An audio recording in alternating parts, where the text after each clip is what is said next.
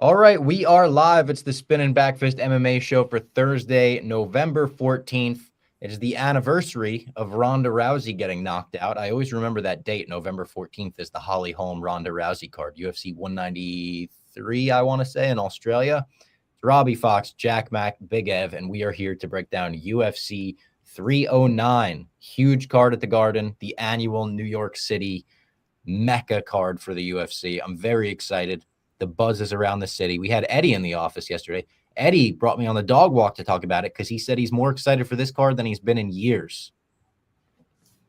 What? Surprised me a little bit. I'll be honest. I was like, Eddie, we've had better cards this year, but for a lot of people, this Stipe Jones fight is the fight. Eddie was like, dude, Stipe Jones, that's the fucking fight. I was like, I guess they knew what they were doing when they put that together.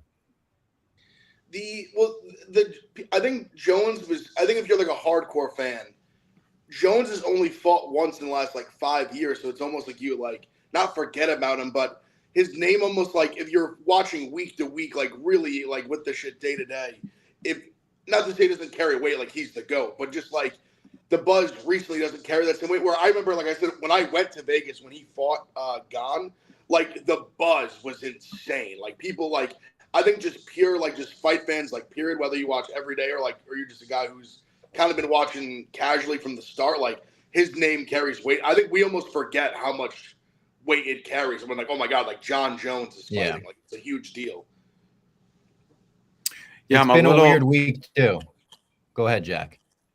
Yeah, I'm a little shocked that Eddie said that, but I mean, that's good. Like, I hope a lot of people tune in and like, obviously, it's a big fight. Regardless, it's a good card. I agree with you. There's been better this year, this fall, but that's interesting to hear, and I'm excited for it. I don't think that many people are counting out Stipe, but it's a weird vibe this week because of everything in regards to Aspinall. John is just. It's almost like, is he trolling us?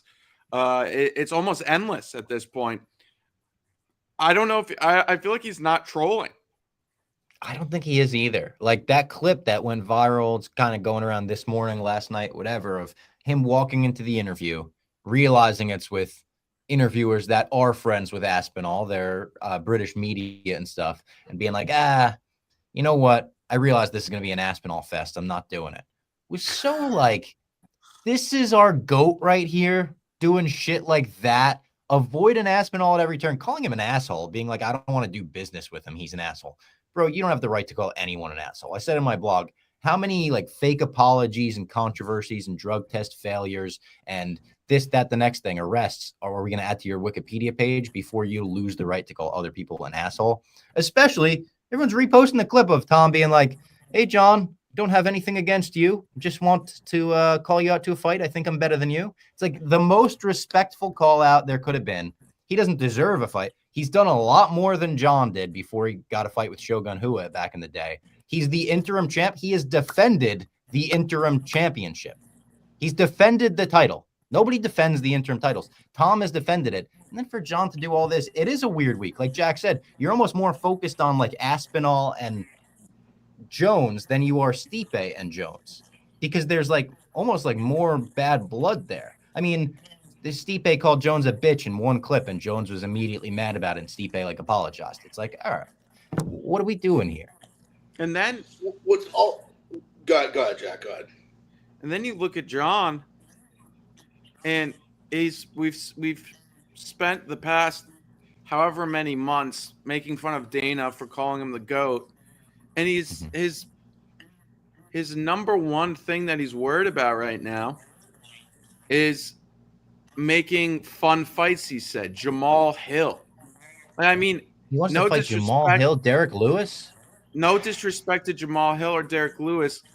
Like, I get why John wants to do that. He just wants to get money. Yeah. He said he would give up the title, too. Like, what kind of GOAT is being like, I would rather give up the championship and fight? Like someone said, imagine if it was Islam being like, actually, I don't want to fight for the title anymore. I want like Patty. It would be like, everyone would be like, wait, what? Does anybody hear that like background noise? There's a little buzz. Yeah, there's a little buzz. Might be my hotel room, maybe. It might be the hotel audio or It something. could be like the vent or whatever. Could you turn it off? Let me see if there's like a.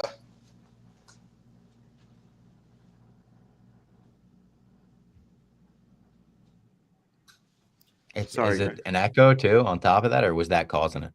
Did I do it? I think that was causing it. Yeah, I think it was just like the No, it's air. still like, you hear that? Is there something underneath your like phone? No. It sounded How is okay it? when you were talking there. But now it's back. It's weird. Yeah, Whatever. it's not horrible.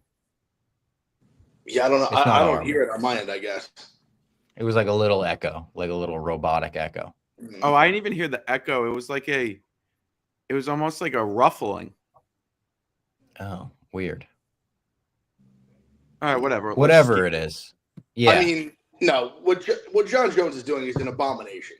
What's happening? I mean, it's really more what's happening to Tom Aspinall. Like, I just don't know. It's just crazy the charade they're letting Jon Jones put on with this. Like, I mean, him even, and let's talk about it earlier. And he kind of said at one time, if he just went out there and was like, you know what, like, Pereira's a bigger name and an easier fight. Like, if he just was like honest and open about it, like, and he's like, I'd rather do that and just grapple fuck Alex Pereira inside 2 minutes instead of fighting Tom Aspinall because it's a bigger risk, lower name. I'd be like, you know what? All right, whatever. It still is annoying as fuck because I think what I think Jack was saying before, like the weird feeling, is just like I think because all the fans know, like the fans that, like I said, that are watching every day are like, we want to see Jon Jones and Tom Aspinall, and I think the fans are sick to their stomach. I'll speak for myself, but I think I'm speaking for a lot of fans when it is disgusting to know that there's like a very good chance we're going to see Jon Jones at heavyweight, and he's not going to fight Francis Ngannou, which was not his fault.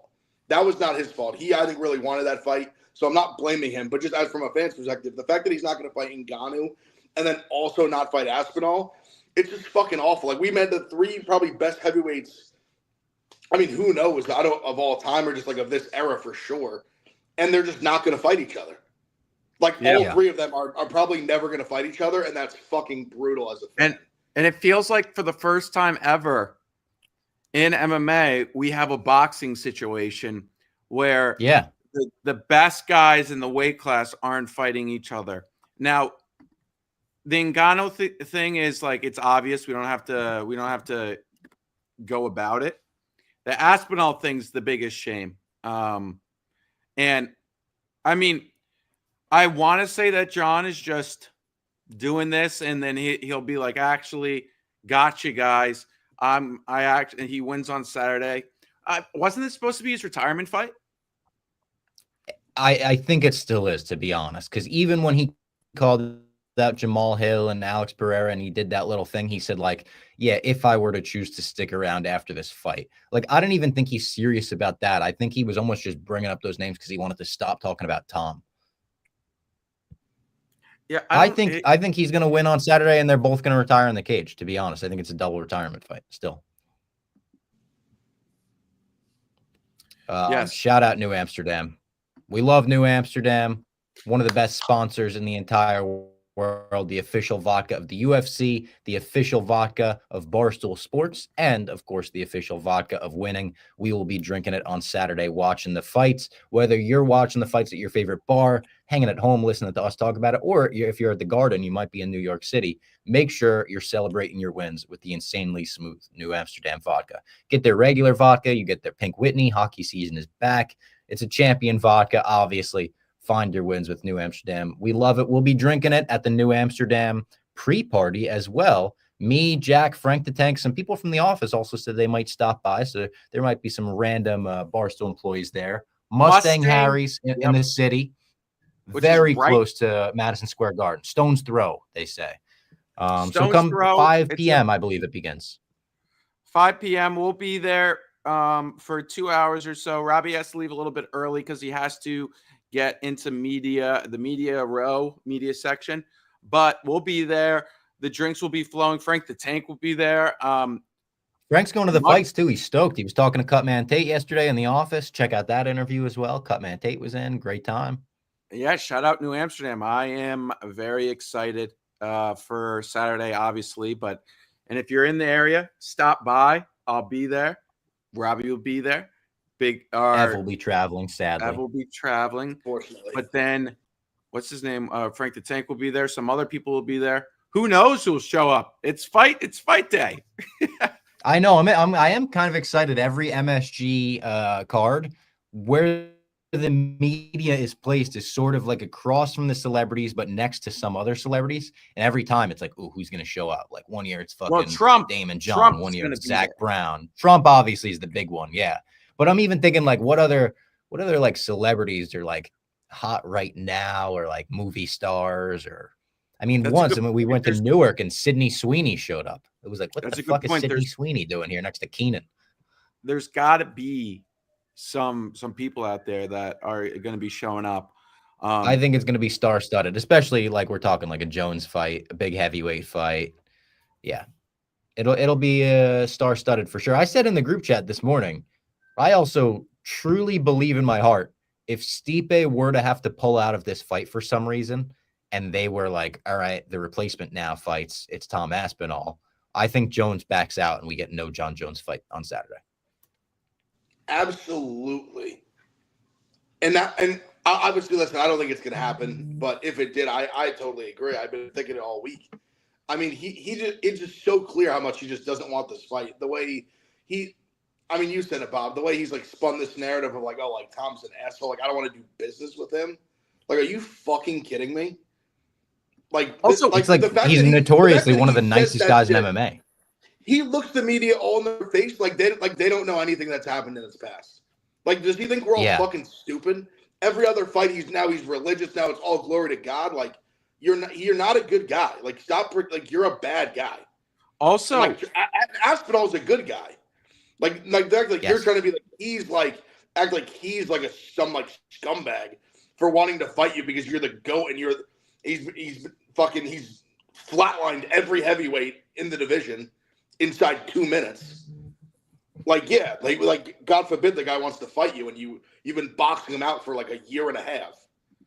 Also, he has the interim title. It's a ticket to fight John. The fact that he defended it is crazy. That's why when we interviewed him, I like had to ask him almost like, obviously I think people want to know, but for me personally, it's just such a like Aspinall guy number one. I was like, you got to be getting points, right? Like they can't be boxing you out and you not at least getting paid like you're the champ. Like the fact that he had to defend it is insane, and knocked the guy out in 1 minute. Like what more can this guy do? He's knocked out both guys in a minute. Like what the fuck do we want? Like what do they want? And inside the UFC and the fight game in general, when have we ever not done business with assholes in the fight game? It's literally that's the definition of you're doing business with assholes. It's and I'm not saying Aspinall is, but let's say he was this awful guy who like it's the fight game. There is an aspect of this where you have to kind of separate the person that walks into the cage and the person that exists beyond the cage. And a lot of the guys are completely great people, but John's literally the poster boy of, okay, we know he's not a guy that you want to have the greatest relationship with outside of the cage, but inside of it, it's like, yeah, he's amazing. But this is what Ev said's perfect. It's an abomination what's happened. It's an abomination. Shameful. He's really hurt his legacy this week. Even if he goes in there and flatlines Stipe, it's just like, this is disgusting. I think it's what he's supposed to do. That's like people are expecting that at this point.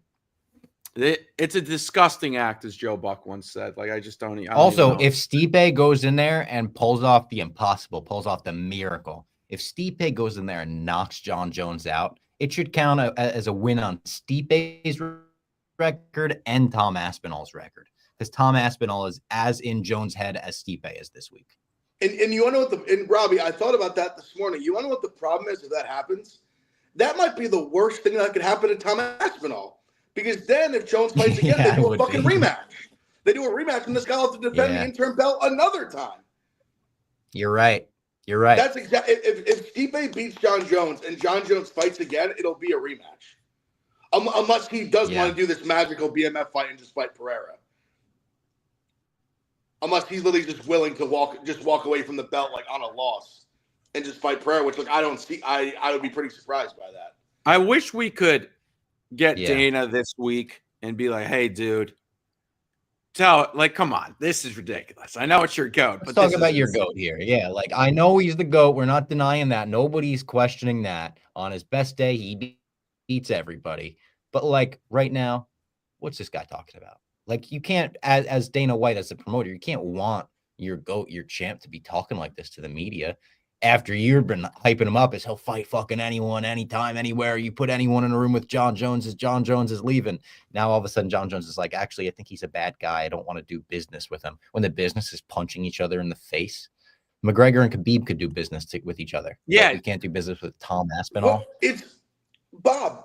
When you're saying you don't want to do business because he's a bad guy, you're Jon Jones. You're the worst guy. You're literally the worst guy. If you, what are you going to say? I don't want to do business with what women beaters? Jon Jones. I don't want to do business with people who pull a hit and run on a pregnant woman. That's Jon Jones. Cocaine, Jon Jones. Steroids, drug test failures, yeah, steroids. DUI. Like, what are we talking about? What is this? Oh my God, this guy! It's unbelievable. Well, he's a con artist. The only thing he's truthful about is in the cage. That's the only time he ever tells the truth. He's the best fighter. Yeah, I think that's the perfect way to stop right there. I've kind of just summed it up perfectly. Yeah. Speaking of ridiculous things, I mean, this is such a crazy thing to bring up on the show that I told you guys right beforehand. But McGregor's like at war with some random guy in Ireland right now who filmed him in his own house having sex. Like the videos are like blurry. It was like the guy was in McGregor's bushes, like zooming in on his windows to see like the silhouette of sex happening. And he's posting DMs with McGregor now. And McGregor's like, get over here, you little cunt. Like, and I'm saying that in the Irish way, you know. But it was just like, I walked into the office today and Ken Jack was like, you see McGregor's at war? And I was like, no, I didn't. What is it this time? And he's like, some guy was filming him having sex in his own house. And I was like, all right, well, that's a fucking noble cause. Let's go to war for McGregor because you can't fucking be doing that. It's there's laws against it. They're like literally, you can't film people having sex that's in their own against. house. That's as against the law as it gets. I so don't even know if there's... you know, I'm sad for McGregor and D. Obviously, I would never wish this, but it's nice every now and then to be at war for McGregor and be on the right side of history. The man's in the comfort and safety of his own home and having consensual, passionate sex with his loving wife and mother of his children. God forbid. It's fucked that anyone would try to interrupt that or exploit that. It's fucked. Don't look up the videos. We're getting him removed from the internet. Federal crime, as Dave would say. I was I'm not watching it. I haven't watched it. I'm not going to. Thank you. I Appreciate haven't that. either. I You know just what? watched I'm it not gonna watch it for war purposes. You know, I needed to confirm that it was accurate and that it was worth going to war over. And I said confirmed, and we're at war. It's journalism. It's high-level journalism. You have to do what you have to do. Yeah, you didn't want to do it, but you had to. I did not. I would never want to do that. Real quick before we get into some other stuff, I wanted to also bring up the shorts. We've been praising the UFC and Venom for their custom shorts, the Brendan Moreno ones, the Ilya Taporia ones. They've had some fire shorts lately. There's 4 pairs of custom shorts for this card. The main event, the co-main event, all 4 of them kind of stink. And I don't know how much you can blame the UFC and Venom, because I do believe the fighters have a lot of say and they're requesting what they want. But Chandler, whose shorts are pretty much exactly Gaethje's, Chandler and Stipe have like black and gray shorts with barely any design. Each one of them has their flag on it, the Croatia and America, but very little design. And then Oliveira has this weird kind of primary color banner thing. And Jon Jones looks straight out of like the Ed Hardy Affliction catalog of 2008. Very strange. I think all 4 of them look horrible. I can't believe that Chandler didn't just go like full like Apollo Creed shorts. He's gonna went go full like do the flag, American dude. If you're gonna do the flag, do it. I was shocked that he wasn't just red, white, and blue. Like at minimum, just red, white, and blue. Whatever. He's like such a Trump guy too. This is the Trump card, you would think. Yeah, dude, he should have had legit like a bald eagle on like one of his ass cheeks for real. Yeah, like on the side, like just one, or just Chandler on the side, bald eagle on the other, just red, white, and blue to the nines. I don't. The hate black Charles and gray, as you much could as barely everyone tell else. there's a design. Yeah, I don't hate Charles as much as everyone else does. I think he dresses very colorfully. So you got like his style is like I get it, a little like Poirier-esque. I think Poirier's probably came out a little better. But Yeah. I don't think his were as bad as people thought. I agree with you on Stipe. That's very Stipe. Like I don't think he would want some Yeah. crazy design, like probably black. But even Makes him, I sense would for think him. like do the regular Croatian colors. Like do the Yeah, I checkered agree. even. Like that's such an iconic, like the Crow Cop, like the checkered Mhm. flag. Like just do Yeah, I something agree. checkered like that. Something that'd be cool. Yeah. Weird. Let's also tell the people about Game Time, one of our best sponsors and a sponsor that you could absolutely use this weekend to get into UFC 309. We love getting out to live events, whether it's a concert, a football game, a fight, comedy show, whatever it is. We always use Game Time. They're the official ticketing partner of Barstool Sports, and they've got a new feature, the Game Time Picks feature. They're making it even easier to get into a game. Game Time Picks filters out all the fluff to show you only the incredible deals on great seats, so you don't have to waste time searching through thousands of tickets. We're always talking about how expensive the garden cards are, how it's sometimes $1,000 to get into the building. Game Time will get you into the building on Saturday for $469. I know it's still steep, but it's not as steep as any of the other ticketing websites. Game Time is the best. What are you waiting for? Get those tickets now. Take the guesswork out of buying tickets with Game Time. Download the Game Time app, create an account, and then use the code BACKFIST, and you'll get $20 off your first purchase. Terms apply, but again, create an account, redeem that code BACKFIST for $20 off. Download the Game Time app today or go to their website, gametime.co. What time is it? Game time. All right. Do you want to start breaking down this card? Obviously, there's a lot to break down, a lot of fights to talk about. I'll pull up the DraftKings odds over here. Here we go. All right, you guys ready to break down the card? Yeah, let's run it. Cool. We kick things off with Veronica Hardy versus Eduarda Mora. Veronica Hardy minus 135. Mora is plus 114. Who was the last Veronica Hardy fight against? You guys remember? Oh, it was JJ Aldrich. I remember her looking good in that fight. I mean, she's been on a good run. I feel like the Dan Hardy connection, obviously, he's helping her out a lot in her corner and stuff. And yeah, I think she keeps it going here. I mean, since she came back as Hardy, she's beaten Juliana Miller, Jamie Lynn Horth, and JJ Aldrich. I think she keeps it going this week. I like her. I think I'm not the biggest fan of Eduarda Mora. We saw her against Denise Gomez, and she was on Contender Series 2023. But yeah, Veronica has a high IQ game plan, and I think Hardy has a lot to do with that. Yeah, and I agree. She's looked great since she came back. Striking is good. Kicks look really good. Yeah, no, I think she wins. More as I'm not super impressed with her. And then, speaking of people, I don't know if I'm impressed with as much or not. Basil Hafez versus Oban Elliott. Are we impressed with Oban Elliott and his 2 UFC wins? No, right? I mean, I'm not. I mean, he's got 2 wins, but it's Val Woodburn and someone else, right? I'm to an extent. Preston Parsons. Parsons isn't bad. That's not bad. Yeah. I'm definitely to an extent. I like Oban here. Over at DraftKings right now, you can get him at minus 285. So I mean that's a little bit steep at this time, but I think he's a decent parlay piece. I'm not a big fan of Hafez. Like I would honestly say like what Oban did to Preston was really impressive, and I think he's going to do it to Hafez here. And he's going to keep it rolling, and we'll get his 3rd straight win. Do I think he can take it far? No, but I think this is a good matchup for him. Yeah, I guess let me preface. I guess an impression in terms like being impressed. Like I just don't think he's going to make like a top 15 run or like anything like that. Parsons isn't bad. The Val Woodburn fight really kind of just, I guess, rubbed me the wrong way. Like he almost got knocked out by him. I thought Val Woodburn had bad fight IQ. I thought if his fight IQ was a little better, he gets him out of there. He knocks him out.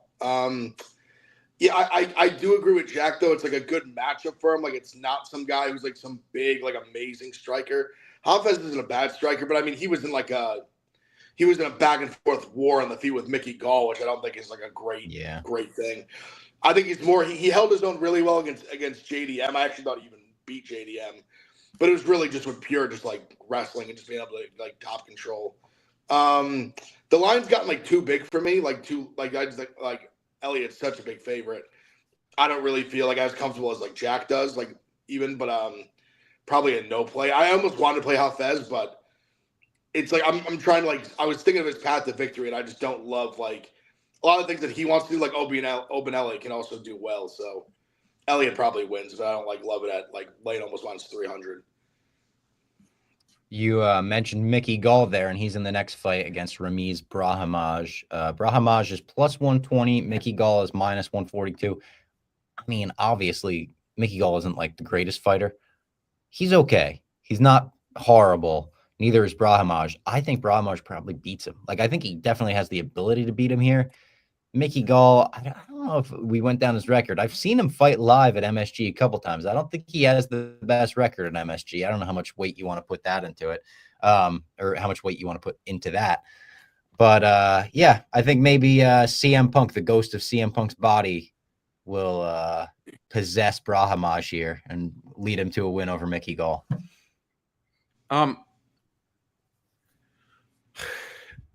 I think Mickey Gall, as long as he doesn't get subbed early, I think he kind of he can cruise here. I think Mickey Gall finds a way to win. Like if he takes this into the third round, I think he's looking really, really, really good in a way that is could make him look much more than minus 142. So I'm looking forward to that. I think I'm going to be on Mickey Gall. Yeah, Brian Mushnick, he had some good performances, but I think he's very like if he's not able to just like take you down, like take your back, like I don't know what kind of he does if he's like not able to do that. Like he doesn't kind of have like a second game plan, like a plan B. And Mickey Gall is a good grappler. Like he can do a lot of those things. I think he's gonna be able to defend a lot of those things. So yeah, I agree with Jack. I lean with Jack back more. I don't know if I'm gonna bet the fight. If I was good, I probably would bet Gall just because I think he's more well rounded.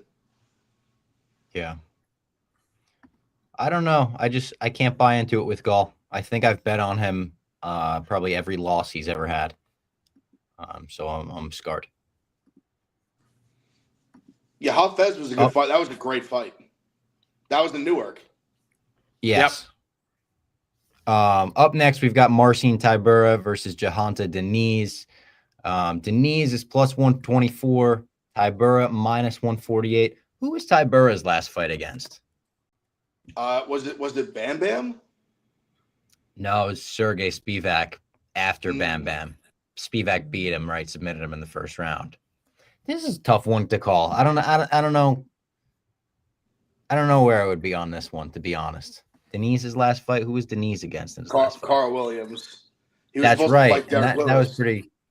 Yeah, that was a pretty good win, I guess. I kind of like Diniz here. I'm willing to take a shot on him. Yeah. Tybura could just kind of savvy vet him. The thing I liked with Diniz is in the Carl Williams fight, the whole kind of thing was like all his wins were very early. Like, can he go deep in the fight? He went 3 rounds well with a guy in Williams who is a good grappler. I know there's the whole kind of story that Williams had a good record. They told him going into the fight, like basically, if you wrestle and win, we were still going to get cut. So it kind of encouraged him like not to wrestle. But I thought Diniz did well in that fight. I think I'm willing to take plus money here on him against a guy with Tybura who's a little older, but he is savvy. Like I could see like him coming on late, but I don't know. I think Diniz could even get out. He's got big power. Yeah, I like Diniz. Yeah, I don't mind Diniz here. I'm just a little bit concerned about his grappling. I think Diniz does have the better power and whatnot, but Tybura's strength of schedule is so much better. It seems like you could have a situation where it's like the vet teaches the young guy here, specifically via grappling. I could see it happening. Going back and forth, I don't really know who to take here. Tybura's good though, like especially in a matchup like this. Now Denise could fit, but like Denise didn't finish Carl Williams. Will he finish? Tiberi here? I'm not sure. Also, I just wanted to shout out. It's been 30 minutes of us doing the show, and I haven't brought it up. Jack is in the octagon now. Oh That yeah, green yeah, screen yeah. is tremendous. I am in the octagon right now. I just want everybody please show some respect. I am in the octagon. Yes. When this man is talking, he's a guy who's stepping foot in the canvas right now. Yep, the kid. There's no blood on it yet, but maybe by the end. We've got Jim Miller versus Damon Jackson next. Jim Miller plus 150, Damon Jackson minus 180. And this is one of those fights where I'll take the analysis, I'll take the statistics, and I'll throw them out the window for Jim Miller, the Jersey vet, fighting in New York again at Madison Square Garden. I don't care what the odds say. I don't care what the stats say. I don't care what the analysis say. I'm betting on Jim Miller every time, especially when you give me plus money on Jim Miller here. I don't care that he's at the end of his career. I don't care. It's Jim Miller. He's the Jersey dog. I'm going with him. You want it, Jack? I don't know. I'll say it. I'll say it. I kind of like Jim Miller too. I'm worried about it. Am I super confident in that pick? No. Yeah, but not super Jim confident. Miller, I mean, and did he take an absolute beating in April? I guess so. He's had a little time off, but he did take a shellacking in April, which is concerning a little bit. But I mean, you want to talk about it, right? Yeah. But he also is a guy who's shown more power later in his career, and Damon Jackson is like respectfully the chinless wonder. Very bonkable on my bonk meter, very high on the bonk side. I don't know. I just think Jim Miller can pull this one out. I just think this is a dogfight. To me, like I think this is a scrap. I think it's a close fight. I think it's a good fight. I think Damon Jackson will have his moments early. Like I think that's very possible. He's a little bit taller, longer. But yeah, I think Jim Miller can find a way. I think this is like a more 50-50 fight than the odds say. So I'll take Miller plus 150. Yeah. I mean, yeah. Is it possible we're getting a decent price here on Damon Jackson? I think. But if Jim Miller extends the fight, like you like Jim Miller more in like round 3 than you like Damon Jackson, you're saying? Yeah. I haven't bet this one yet. It's kind of a tough one. It's 2 old guys. Yeah. I don't hate it seems Damon like the Jackson. confidence in Jim Miller is like slowly like from me to Ev to Jack is slowly dissipating throughout the podcast. I wish it was a little bit bigger of a number. Yeah. Hot Billy with a couple comments in the chat. We always love and respect Hot Billy. Got to shout him out. He said, "Did we talk about Nick Diaz prayers?" We didn't, but that video is definitely a little concerning, a little alarming. Nick, lighting grass on fire and stuff. I hope all the best to Nick Diaz always.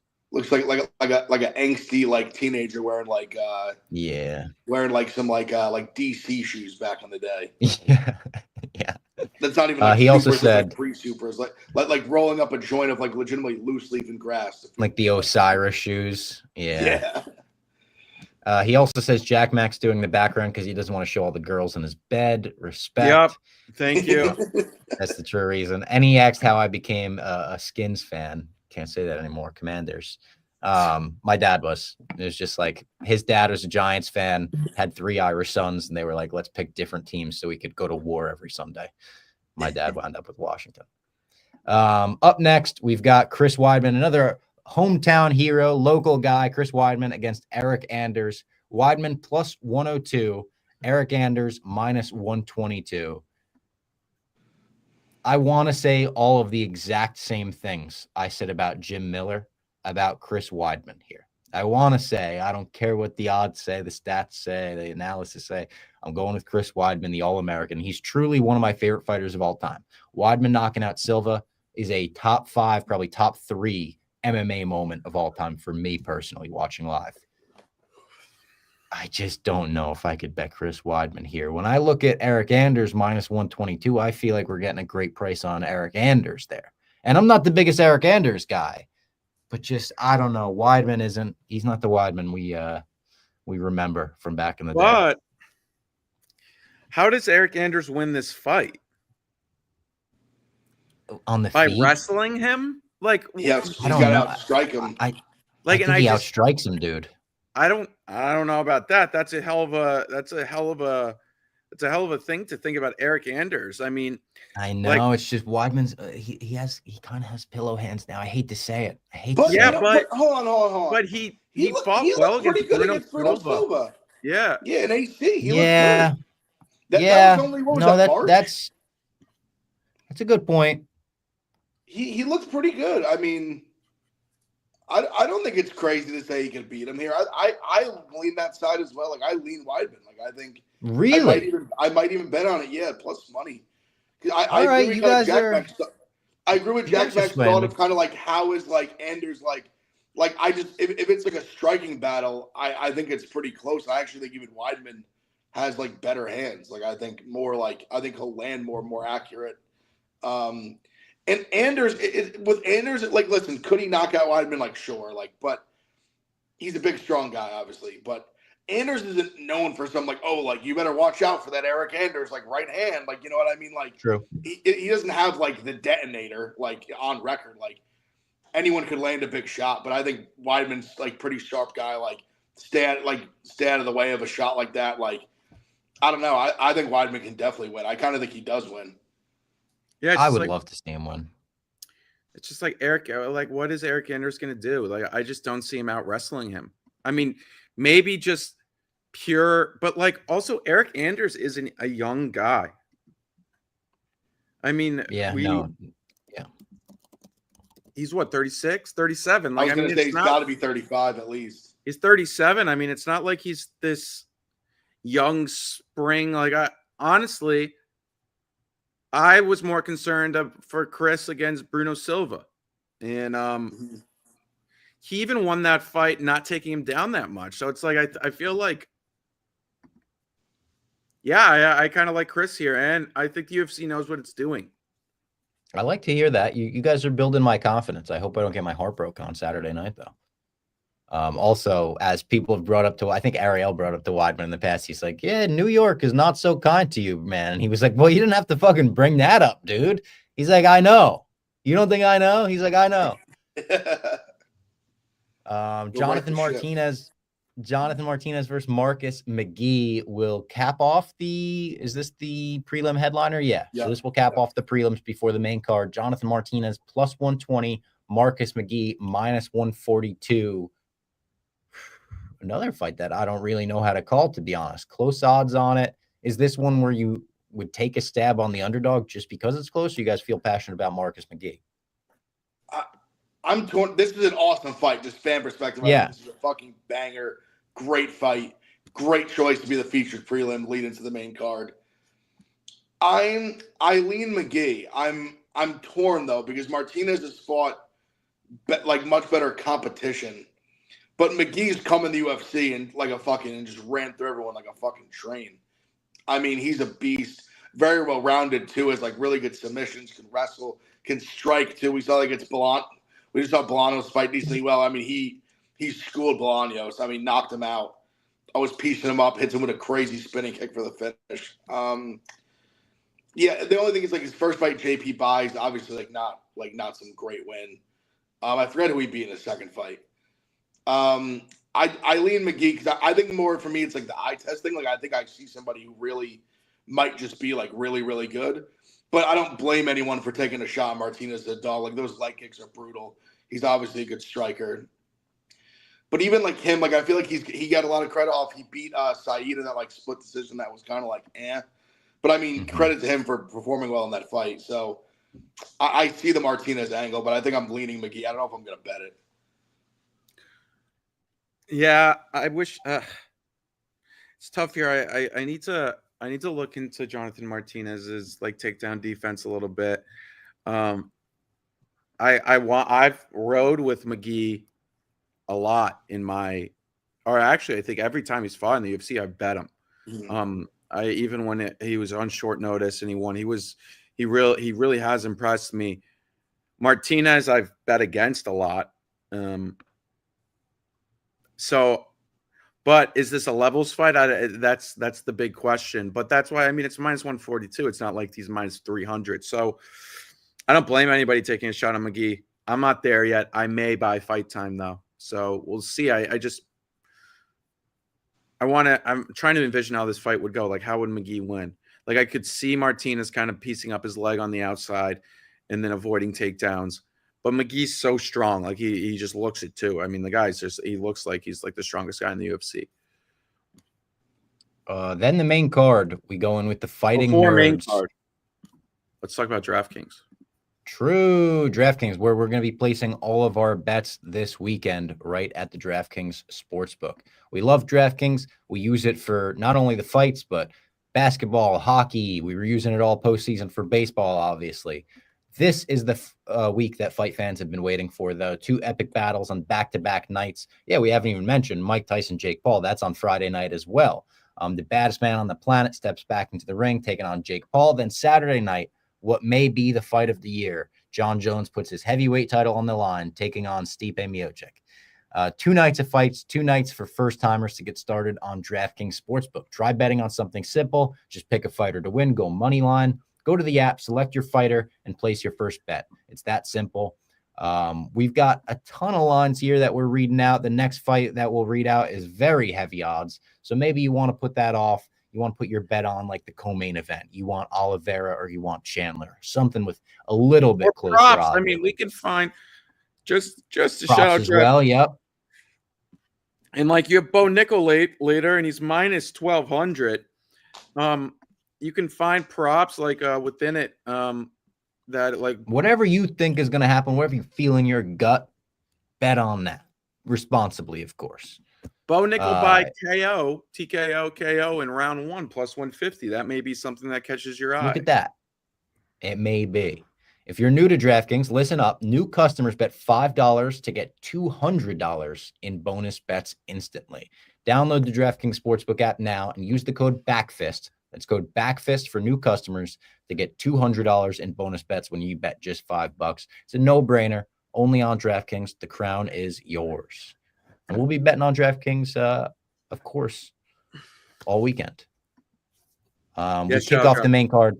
You were talking about heavy odds in the last one. You're like, it's not minus 300 or whatever. This one is minus 900, quite literally minus 900. Ruffy's minus 900. It's a short notice fight. James Lontop, except the fight short notice. It's going to happen at 165, I just saw. Catch weight, I guess. And the guy's never been finished. People are saying that James Lontop, he's never been finished via strikes, but this might be the time. Ruffy's minus 150 via KO, TKO. Yeah, Ruffy. I mean, Ruffy's fun to watch. He's very McGregor-esque in his style, like the stance. He's very fun. Yeah, I remember Dean Thomas said on the broadcast when he fought Malarkey, and people were like freaking out. I think he just meant kind of just the stance and like his overall just even the way he like holds his chin is a little bit like McGregor. He just kind of he's a little bit of I don't know. Just I see it when he said it. I don't know. Tough fight. I feel like it's. Does he go out there and put on a striking masterclass? Like possibly, James Lantop is not bad. I don't. Yeah, he probably finishes him. The fighting nerds are also just an insane role. If you want to bet against the fighting nerds, then you like losing money. Yeah, fighting nerds. The fighting nerds. Yep. The fighting nerds are so good that they were better than the new gloves. And they were better than the it's crazy what's going on down there. Maybe they just have the best coaches, specifically sports science coaches. They have the best sports science coaches I've heard. Here's the thing though, if James Lontop doesn't get knocked out, there's no way this is a minus 900 fight. And I know that's a big that's part of it, but I kind of like let's get crazy. It's the first fight on the card. Plus 600. You going on Lontop? Yeah, I mean, why not? It's just Ruffy's minus 150 by KO. If that doesn't happen.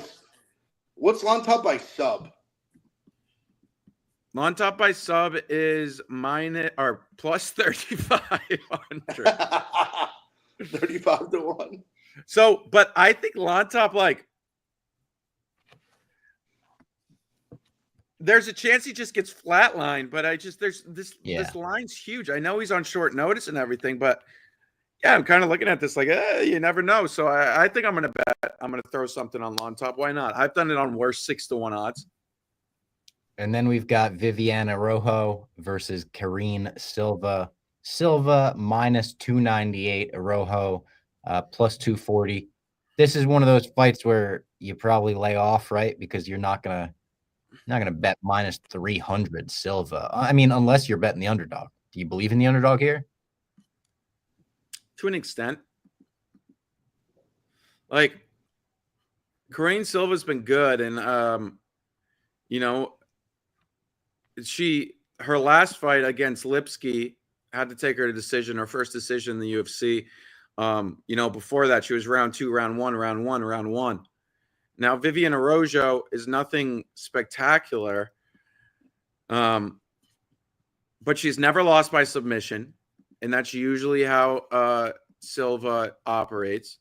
So, if you want to take Araujo, you're kind of looking at potentially a woman that may take her late into the second, third round. And if it goes to decision, who knows, especially with these judges these days. She's definitely one that I've kind of considered so far. Yeah, it's tough for me to like sit here and lay minus 300 with Silva. Women's MMA fight where, like Jack said, like once she's went up in competition, she's had some closer fights. Yeah, to me, it's probably dog or pass. Yeah, so I just like I kind of like. Yeah, I think I'm going to start both the night with those two dogs on the main card.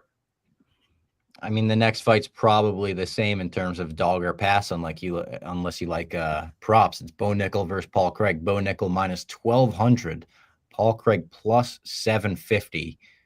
It's like Bo Nickel obviously should win this fight. Everything suggests he should win this fight. Is there any chance we get that plus 1,200 Paul Craig submission, though? Bo Nickel takes him down and makes a quick rookie mistake on the ground and Paul Craig catches him. I don't know. I'm just trying to talk myself into this being interesting.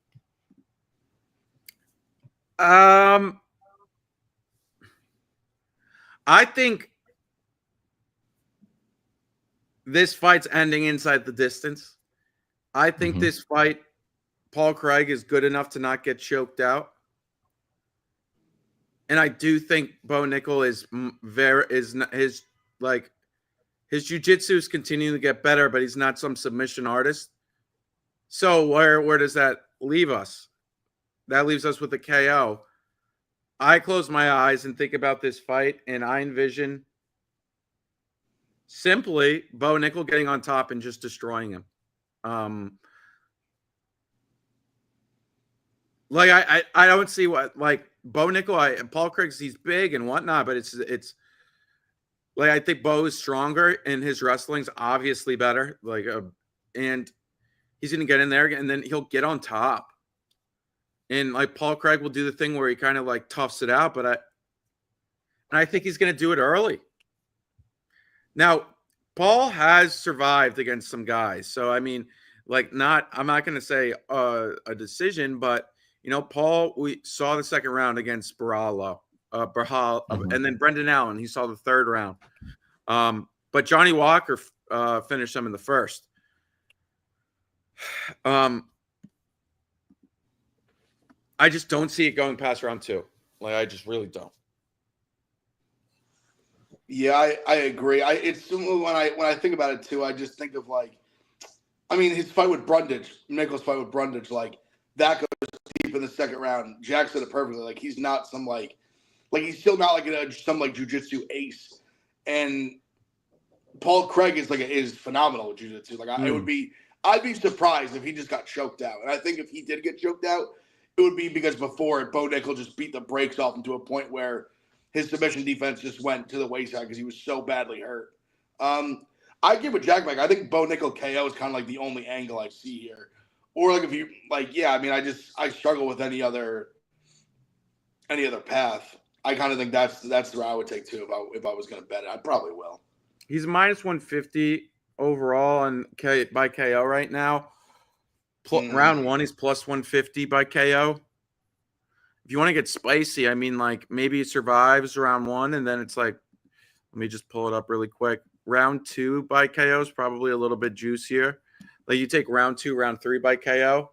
Paul Craig, we do know is tough. Round 2 by KO is 4-1. Round 3 by KO is 9-1. I think his path is he gets on top and just finishes him. I mean, it's just he's minus 1,200. Inside the distance, he is inside the distance. He's minus 575. I think a lot of that win equity has to do with by KO, more so than what the odds are suggesting. Like it's just so. I think even minus 150. I hate laying a minus number juice on a prop like that, but it's there. I think there's kind of an edge here. Then the co-main event, we've got Charles Oliveira versus Michael Chandler. Oliveira minus 258, Chandler plus 210. Chandler did very well in the first fight, at least in the first round, when he dropped Oliveira, almost finished him. I think this is going to go the opposite way. And in terms, I still think Oliveira is going to win the fight, but I don't think he's going to get clipped. I don't think he's going to get rocked in this fight. I think this is going to be domination from Oliveira, actually. I like Chandler. I don't mean to harp on him or whatever. I think all that time he spent away from the cage while Oliveira was staying active and looking good and fighting the best in the world is going to add up. I think the fact that he spent all that time away from the cage, kind of McGregor's fault a little bit, at the age that he's at, it's like a layoff is what it is. Sometimes ring rust exists, sometimes it doesn't. When you're having a layoff in your late 30s, I think it plays a lot bigger effect than the other layoffs. Like I think we'll see it in even the Jones and Stipe fight. Like I think that might have a slow start as well, but I think Oliveira is going to roll in this fight. I think he's going to look awesome. I think Oliveira is going to win. I've been having some late thoughts about Chandler. Just really two things. They fought the first time. He almost knocked him out in the first round, and that fight was like a pick'em, like going into that fight. I remember it was literally like minus 110 each way. We're a few years removed from that. And Chandler, and this is another thought that that's like the bigger point I wanted to bring up to you guys. This is a fight where he's given us all the wars and the action, the fight of the year fights. Now he's at a layoff. He's older. And he's basically given this fight saying, you know what, you were on the shelf for 2 years with this McGregor thing. It didn't work out. Here's a number one contender fight. You win this fight, you're going to fight Islam for the belt. Does he wrestle? Does he decide, you know what? I'm going to wrestle today. I'm going to play a little safer. I'm not just going to go balls to the wall, and one of us is going to leave here in a stretcher. I'm going to fight smart. Does he say that? Does he say that knowing, like, hey, if I go win this fight, I'm going to fight for the belt after Arman? Like, is that because I don't think there's anyone really clear after that with the way things have kind of shaken out. So I just wonder if he, for the first time in the UFC, like decides to fight more high IQ and less like fan-friendly style. Listen, if he goes balls to the wall, could he just knock out Oliveira short? Because I think he has the power. He could really knock out anyone if he lands like a flush shot. But Oliveira's shown to be like tougher. I think if he takes risks with Oliveira, he's already shown like Oliveira will clean him up. He hits hard as hell too. I don't think Charles gets enough credit for how hard he hits. Yeah, I think Oliveira like probably ends up like subbing him. We've seen Chandler. It happened with Poirier. He did a good job defending it. Like Oliveira had his back in the first fight, and he was able to reverse it, which is pretty crazy. He deserves credit for that too. I think Oliveira wins, but I feel like people, if you told me like, hey, I'm going to take a stab at Chandler plus 200 or better, I wouldn't be like, you know what, like you're a fucking idiot.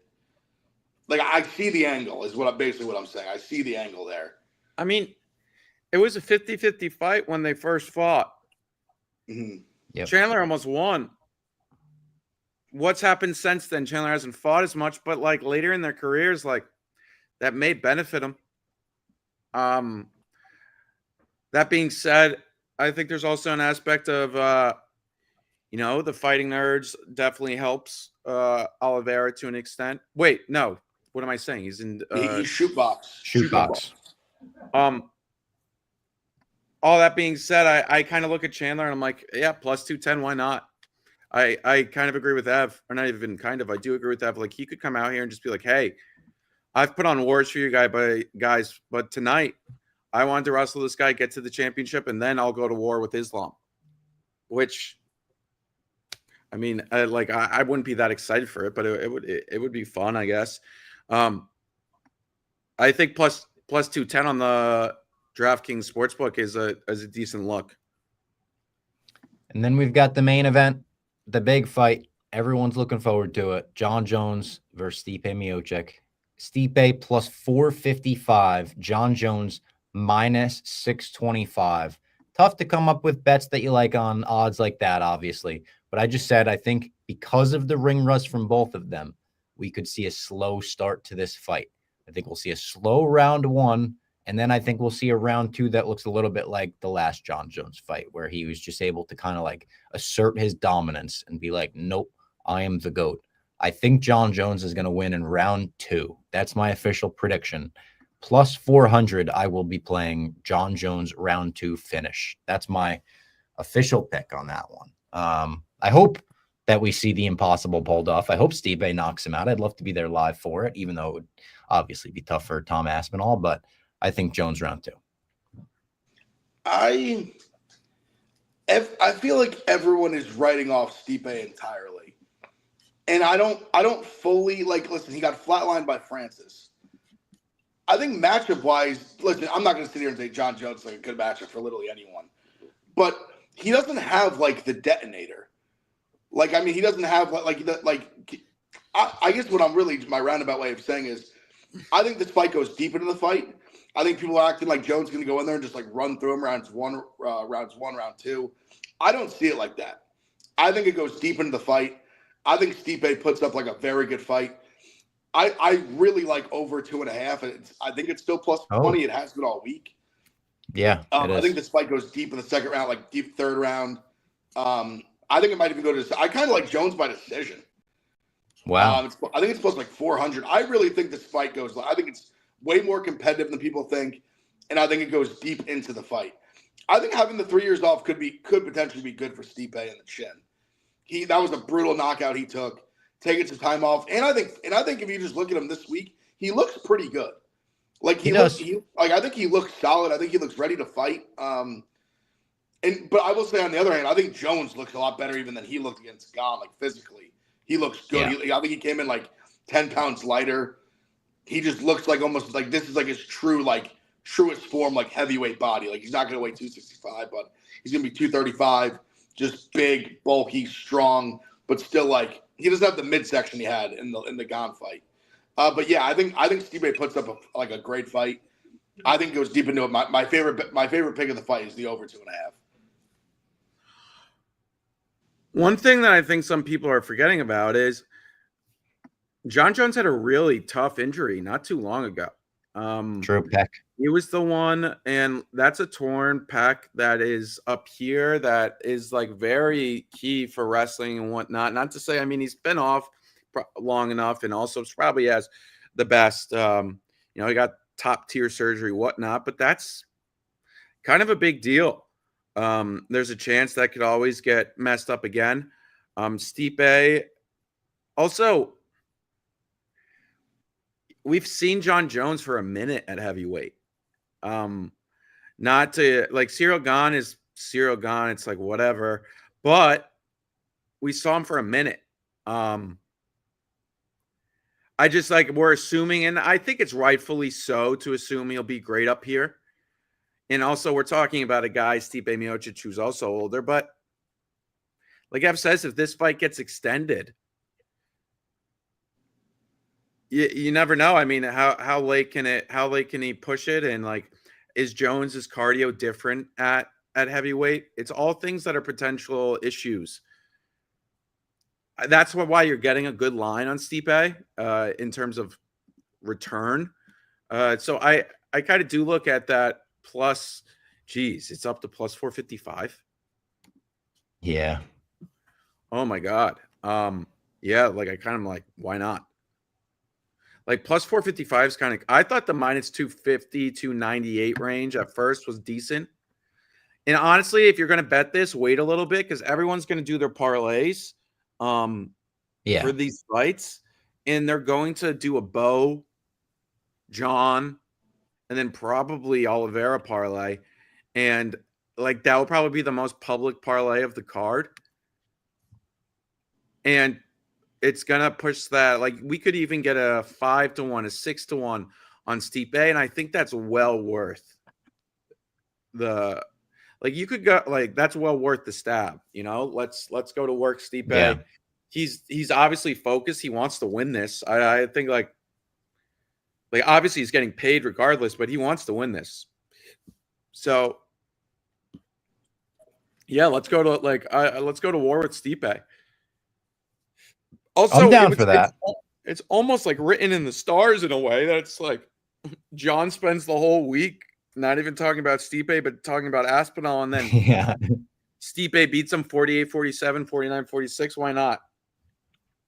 Oh, that'd be awesome. Stipe's I'd be cheering in media row.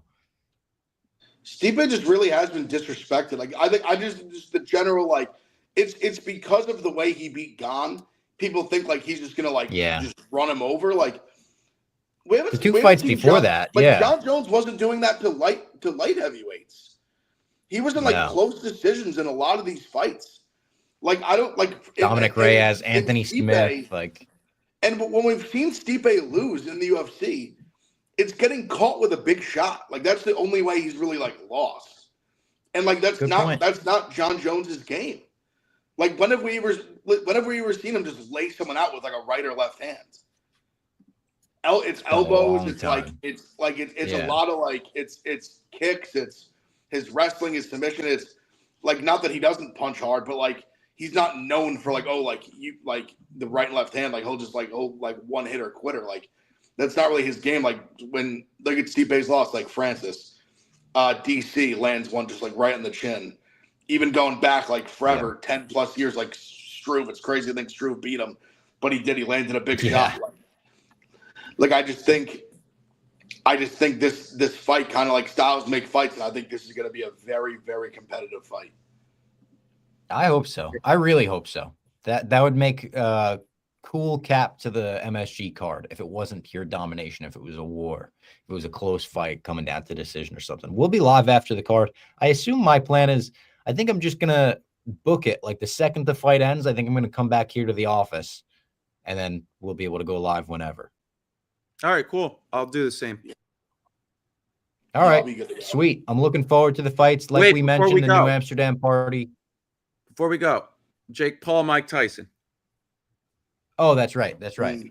Man, I think Jake's going to kill Mike, unfortunately. Like, I don't know if he knocks him out, but I think it's going to be pure domination. I think Mike's going to look so slow. He looks a little off balance, too, like in kind of his... I mean, if he knocks Jake Paul out, all-time moment. I mean, it's the greatest. If Mike Tyson knocks out Jake Paul, I think it's one of the greatest sports moment of the year. Yeah, no, not even the year ever. Yeah, dude.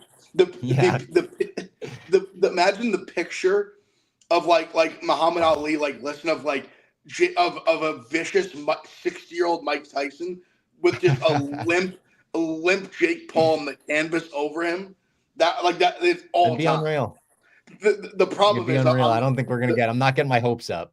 No, the problem is I think it's way more likely it's the other way around. And Jake Paul is gonna have a fucking 1,000 by 1,000 picture in his house of him over Mike Tyson's dead old body. And we're gonna be like, I can't believe this man, he gets to do this. But I mean, they're both getting a lot of money, so God bless, I guess. But I'm more curious about how packed the crowd is gonna look. I don't want to see Mike Tyson. The most curious I am is, are they going to pack AT&T Stadium? I don't think so, but I don't know. Maybe I'm not monitoring tickets. Tyson puts asses in seats. He does, and it being on Netflix is fucking huge too. Because every other Jake Paul fight, even when he's fighting Nate Diaz, I'm not going and buying these fights. I'm catching the highlights on Twitter and all the parts I got to see. Netflix, I'll watch this. And we got Serrano Taylor too in the co-main event. Yeah, that's a fucking fight. Good boxing card. That's an awesome fight. Yeah. This line's crazy. He's fighting like a 55-year-old who he's been in a I've seen him in a wheelchair multiple times. It's 59. I think it's 58 or 59. 58 or 59. Yeah. Minus 245. Like, what? Is this Oh, rigged? Yeah, I think I'll play I- that. I think love there's I love Tyson, but value I'll on play Jake that. Paul. Like, Yeah. what? The guy's. I'll play that the second we end this. I'll be betting on that. I don't like. What am I missing here? It's because everyone and their mother's betting Mike. The suckers are betting Mike Tyson plus 190, plus 200 because they think like, oh, like Mike Tyson, like this little fucking Disney pussy's not going to beat Mike Tyson. But they're forgetting that Mike Tyson was getting dominated like 15 years ago. Yeah. Dominated. Like I feel. And I love like Mike Tyson. he beat Roy Jones Jr. He didn't look amazing. Like I No, saw and people Roy Jones posting also clips pulled from it. that.